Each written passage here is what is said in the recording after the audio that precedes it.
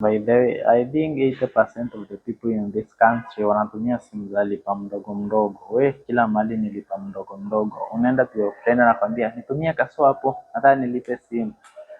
Hizi simu za lipa mdogo mdogo, but pia naelewa the economy is not good na yes, watu wanajaribu kusurvive, but mi kitu naweza sema, if you can avoid them, they are so draining, sababu most of the time unapata hauna pesa. Ukipata pesa kidogo unalipia simu lipa mdogo mdogo, na then kitu kingine, the fact that unalipa kila siku kila siku kila siku.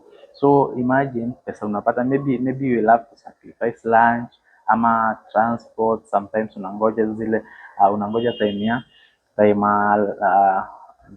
the transport imeshuka.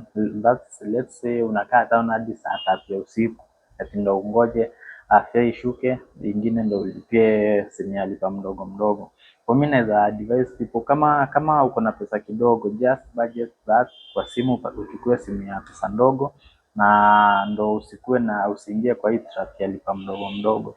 I think it's not sustainable to most of the people, sababu in Kenya most of the people they are living day to day, like pesa unapata kwa kila siku, na sasa ukiongezea the lipa mdogo mdogo thing, it's not sustainable.